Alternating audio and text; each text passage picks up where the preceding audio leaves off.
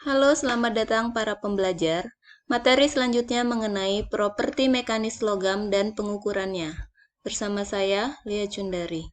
Stres atau tegangan adalah reaksi yang timbul di seluruh bagian spesimen dalam rangka menahan beban yang diberikan. Dirumuskan dalam satuan gaya per luas penampang. Satuannya menjadi Newton per meter persegi.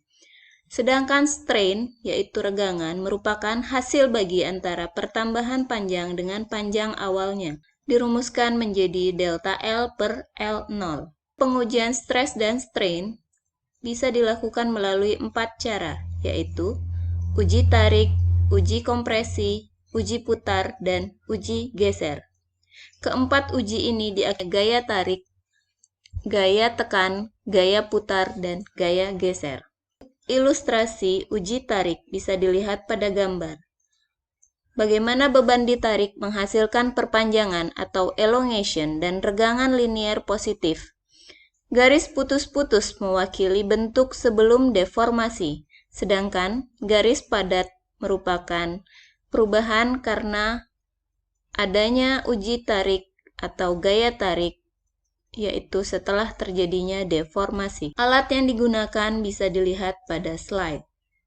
Selanjutnya uji kompresi. Peralatan yang bisa dipakai bisa dilihat pada slide.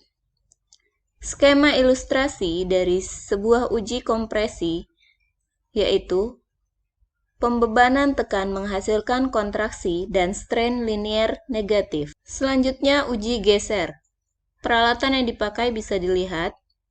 Skema representasi dari regangan geser atau gamma, di mana gamma sama dengan tan sudut yang terbentuk.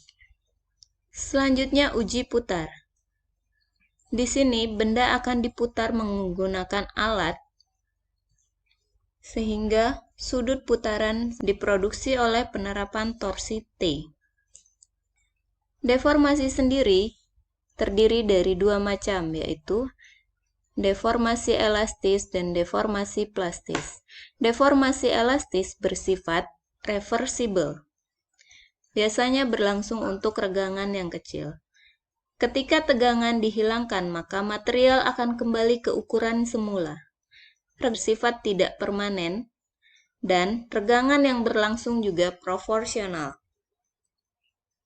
Sedangkan deformasi plastik itu bersifat irreversible. Artinya, ketika tegangan dihilangkan, maka material tidak akan kembali ke bentuk dan ukuran semula. Bisa dilihat pada grafik bahwa ketika regangannya kecil itu merupakan deformasi elastis, dan ketika regangan ini sudah besar, yang terjadi adalah deformasi plastis. Hukum Hooks menyatakan hubungan antara stres dan strain pada deformasi elastis berupa tension dan compression, di mana bisa dihitung berdasarkan E sama dengan modulus elasticity atau modulus Young dalam satuan GPa or PSI. Semakin besar E, maka akan semakin kaku bahan tersebut. Logam menunjukkan deformasi elastis yang linier. Beberapa bahan seperti polimer, beton, deformasi elastis tidak linier namun tetap reversible. Hubungan antara shear stress dan shear strain pada deformasi elastis dinyatakan dengan shear modulus atau G. Bisa dilihat persamaannya pada slide berikut. Selanjutnya, di sini terdapat beberapa data dari modulus elastis dan modulus strain dari beberapa logam, yaitu aluminium, koper, magnesium, nikel, dan lain-lain. Bisa dilihat kondisinya sebagai berikut. Sedangkan untuk modulus elasticity dari masing-masing bahan berdasarkan temperatur itu berbeda-beda. Bisa dilihat Tungsten itu memiliki modulus elasticity yang paling tinggi jika dibandingkan dengan baja dan aluminium. Deformasi elastis bersifat independen terhadap waktu, artinya tegangan yang diterapkan menghasilkan regangan elastis sesaat yang tetap konstan selama periode waktu di mana tegangan dipertahankan, sehingga setelah melepaskan beban, regangan akan benar-benar pulih atau kembali ke nol. Namun, pada sebagian besar bahan teknik, ada juga komponen regangan elastis yang tergantung dengan waktu. Artinya, deformasi elastis akan berlanjut setelah aplikasi tegangan. Dan pada saat pelepasan beban, diperlukan waktu yang terbatas untuk pemulihan total. Perilaku elastis yang bergantung pada waktu ini disebut anelastisitas atau anelasticity. Untuk logam, komponen anelastik biasanya kecil dan sering diabaikan, namun untuk beberapa bahan polimer, besarnya sangat signifikan, disebut dengan viskoelastik. Deformasi plastis, di mana tegangan tidak lagi sebanding dengan regangan atau hukum Hooke tidak valid pada proses ini, sehingga deformasi plastis bersifat permanen dan tidak dapat dipulihkan. Transisi dari elastis ke plastik adalah transisi bertahap untuk sebagian besar logam. Beberapa hasil kelengkungan pada awal deformasi plastik yang meningkat lebih cepat dengan meningkatnya stres.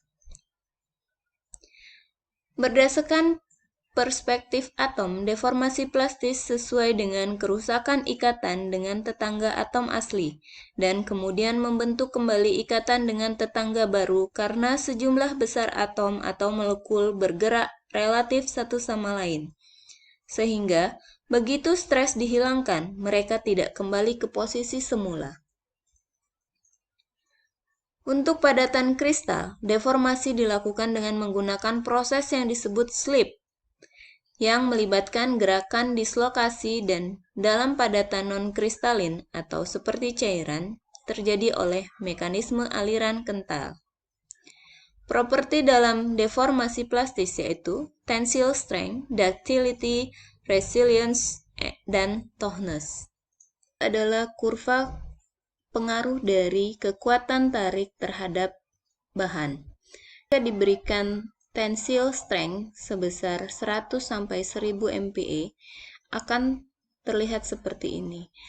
Dengan bertambahnya stres, maka pertambahan bahan akan semakin panjang. Semakin besar stres yang ditambahkan, maka akan terbentuk necking atau penipisan pada bagian tertentu di bahan tersebut.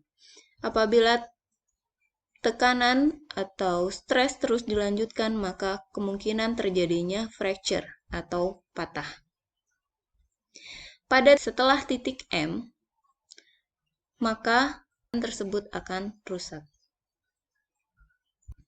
Ductility adalah sifat mekanik penting lainnya yang diukur berdasarkan derajat deformasi plastis yang telah dipertahankan ketika fracture. Logam yang mengalami sangat sedikit atau tidak ada deformasi plastis pada fracture disebut brittle atau rapuh. Ductility dinyatakan dengan percent elongation dan percent reduction in area. Bisa dilihat persamaan yang bisa dipakai sesuai pada slide. Resilience atau ketahanan adalah kapasitas suatu bahan untuk menyerap energi ketika dideformasi secara elastis dan kemudian beban dilepaskan, energi pulih kembali. Properti terkait yaitu modulus ketahanan atau UR yang merupakan energi regangan persatuan volume yang diperlukan untuk menekankan suatu bahan dari keadaan tidak bermuatan hingga titik produksi. Toughness atau ketangguhan adalah properti yang mengindikasikan resistensi material terhadap patah ketika retak atau akibat konsentrasi stres lainnya.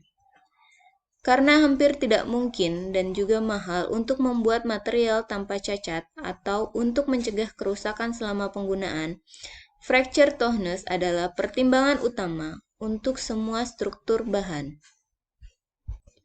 Hardness atau kekerasan adalah ukuran ketahanan material terhadap deformasi plastis lokal, misal dikarenakan penyok atau goresan.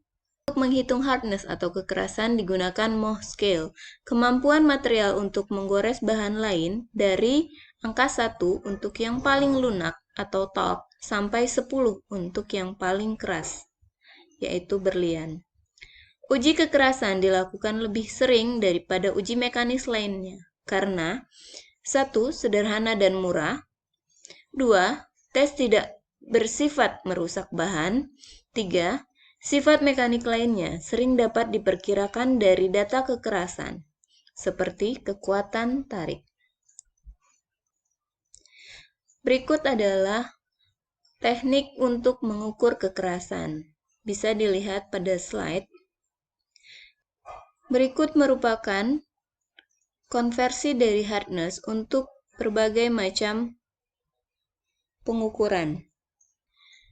Terdapat beberapa kesalahan dalam pengukuran properti material, yaitu kesalahan dalam metode pengujian, variasi dalam prosedur pembuatan spesimen, bias operator, kalibrasi peralatan, dan ketidakhomogenan dan atau variasi komposisi dari sampel ke sampel.